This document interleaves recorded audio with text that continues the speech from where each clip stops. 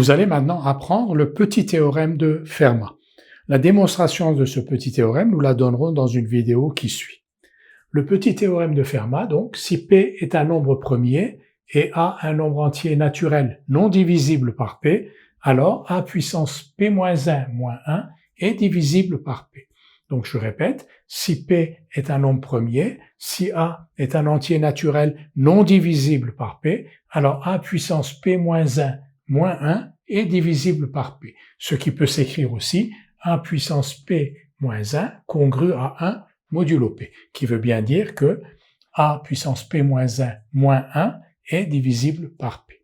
Conséquence de ce petit théorème, si P est un nombre premier, si A est un entier naturel, là, il n'est pas besoin que A ne soit pas divisible par P. Donc si P est un nombre premier, A un entier naturel, A puissance P moins A est divisible par P. Ce qui s'écrit aussi, A puissance P est congru à A modulo P. La démonstration, comme je vous l'ai dit, est présentée par ailleurs.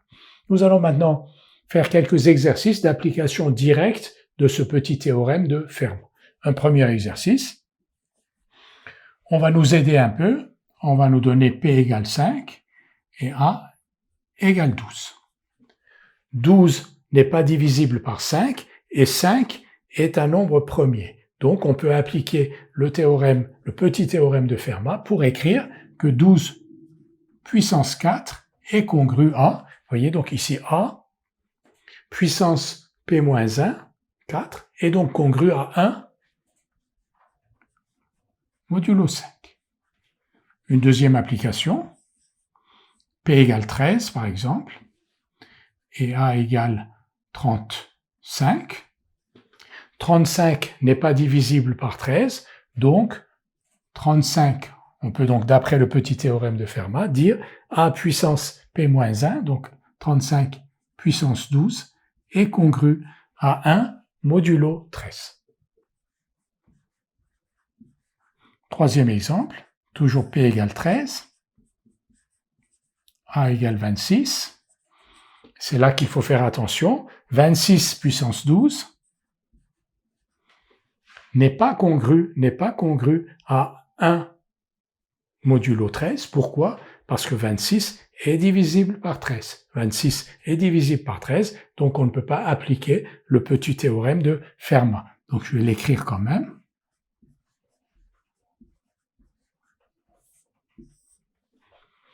Et vous voyez que 26 puissance 12 est divisible par 13, parce que 26 lui-même est divisible par 13, donc 26 puissance 12 est congru à 0 modulo 13. Et ce n'est pas grâce au petit théorème de Fermat qu'on indique ce résultat-là. Maintenant, quelques applications de la conséquence du petit théorème de Fermat. Et là, on n'a pas besoin que A ne soit pas divisible par P.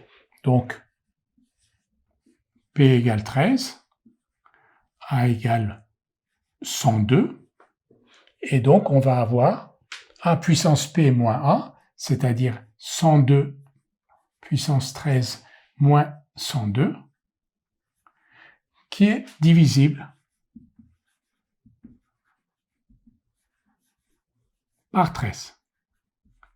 Ce que l'on peut écrire aussi que 102 puissance 13 est congru à 102 modulo 13. Un autre exemple, P égale 17, A égale 100.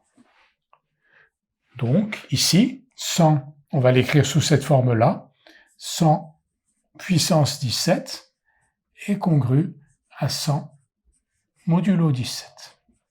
Un dernier exemple, P égale 17 toujours et A égale 34.